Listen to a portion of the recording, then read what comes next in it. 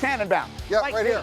Let's start in Green Bay. If I said Jordan Love and the Packers will be the #1 seed in the NFC, believe it or not? I say not. I'm going to go with Aiden Hutchinson returning to the Detroit Lions. There, as Hembo pointed out, their sack rate is 47% better, Greedy, with a healthy Aiden Hutchinson. We know Detroit's going to be able to score if they can just get off the field, something he struggled with last year with all those injuries.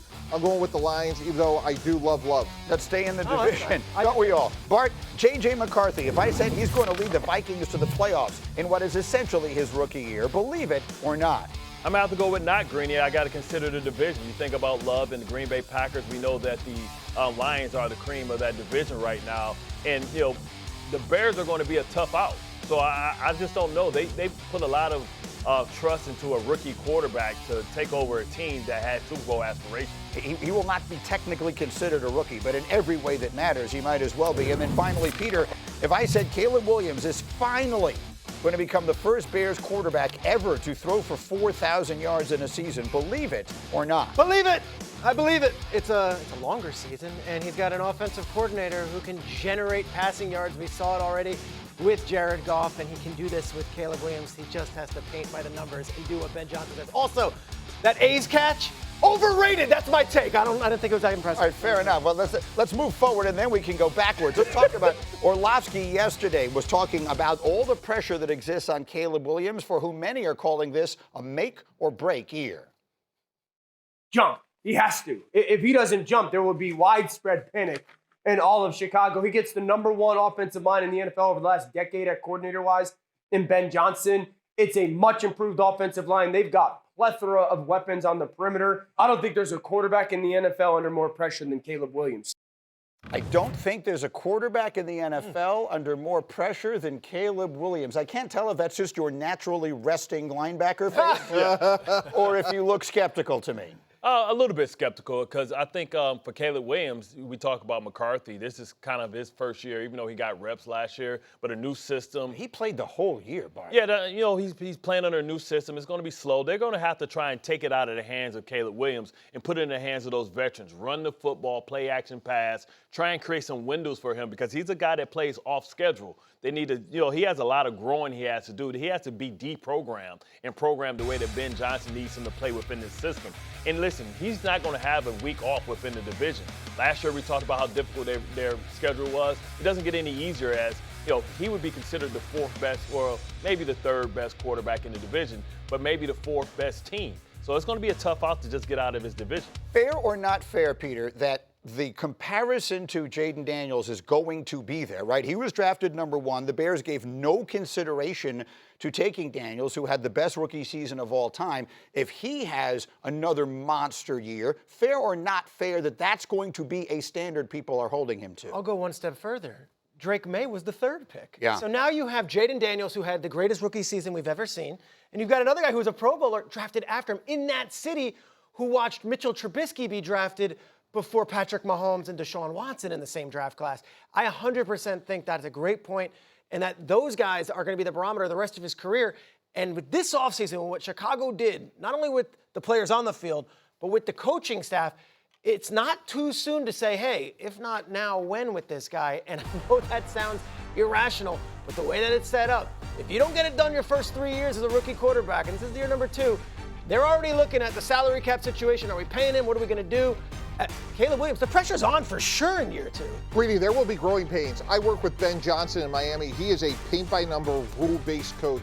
And Hembo gave me a couple great stats. Led the league with plays under center with Jared Goff. 2nd in the league with play action at 37%. Look, quarterbacks will tell you, when you have to play with your back to the line of scrimmage, it takes a while. When you sprinkle in the fact that they start off with facing Aiden Hutchinson, Micah Parsons, and Max Crosby, there will be growing pains. It's going to get late early. He will get better. He has a ton of talent. As you mentioned, they added Colston Loveland, Luther Burton, 3 offensive linemen. They drafted another one. So to me, they did everything they could. This will be bumpy. We'll see how talented he is. But there will be growing pains. Ben Johnson will be unyielding in the standards. A lot of the things that he does so brilliantly, all of the magic and everything else that he brings, everyone's always looking for the Mahomesian qualities. Sometimes the most important stuff you can do is stay within the rules, paint within the numbers, all that kind of stuff, and it remains to be seen if that's his specialty. Well, he has to learn how to trust his teammates and understand that the guys around him is talented as well, and he doesn't have to put all that pressure on himself. I understand that comes with the territory being the first overall pick, but sometimes slow and steady wins the race. And when you talk about running the football, establishing the run, you look at what happens with Jared Goff last year. All those open windows right behind the linebackers in front of the safeties, because when they have to respect the run, then they have to come up, and it's going to create pockets that he can throw through, windows that he can throw through. He only has to do that off-schedule stuff once or twice a game, but you can't try and go out there and play hero ball.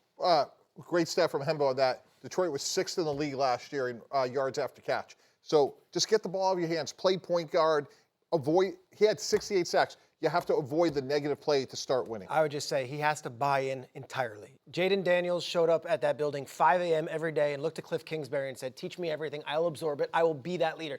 And I want to start by looking at the odds for MVP, okay? Because all of these tell a little interesting story. Bart, look at Jayden Daniels right there with the biggest. Yeah, that's my pick right there. Look, those are that's the Mount Rushmore of NFL quarterbacks right now, right? And whatever order you want to put them in, it's Patrick and it's Burrow and it's Allen and it's Lamar. And there's Jayden Daniels right with them. Is he that good, that fast? I think he is. I think we were expecting this to be C.J. Stroud in his sophomore year, but he didn't pan out. But I think Jayden Daniels, with this extra element of being able to run the football, and I think they have a legitimate chance to beat the Philadelphia Eagles and win that division. If he does that, you have to hand it to him. I think right now you just got voters' fatigue when you think about Lamar Jackson, Patrick Mahomes. You can give that to them every year. I think Joe Burrow is always a shot, but without that defense, you got to win games in that division. Jayden Daniels is right there. His ability, his late game heroics, his ability last year to kind of handle all the pressure in big spots, he should be the number one because they love the dual threat quarterback because it's extra productivity,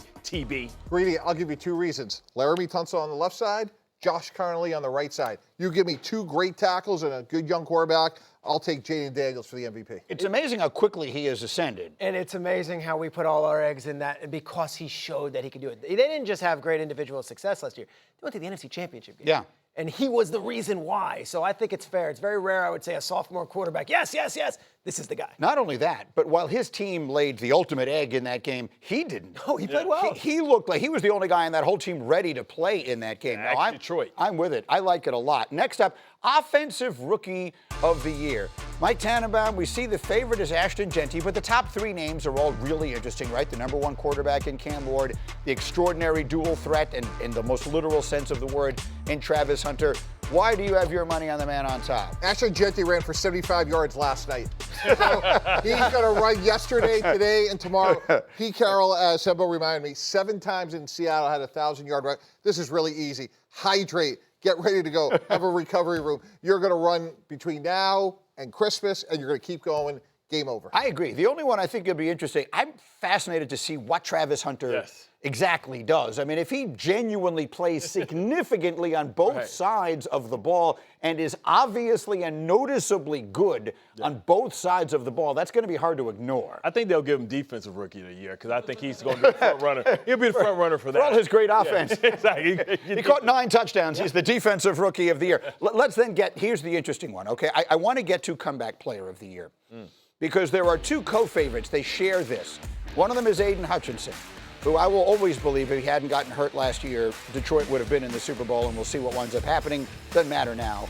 And Dak Prescott. And that, to me, is the interesting one. Peter Schrager going over the history of his time in Dallas.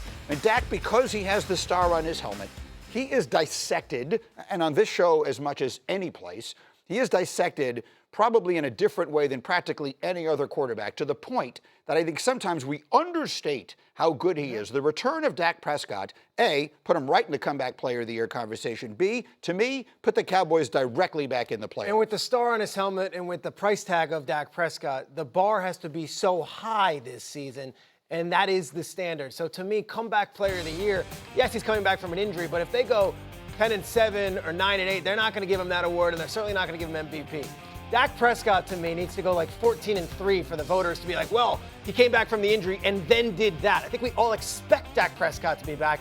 because of what he makes and because of his career already, I would look less at Aiden Hutchinson or Dak Prescott. I would look at the guys that come out of nowhere and have the big bounce back season like Joe Flacco had 2 years ago or Sam Darnold had a year ago.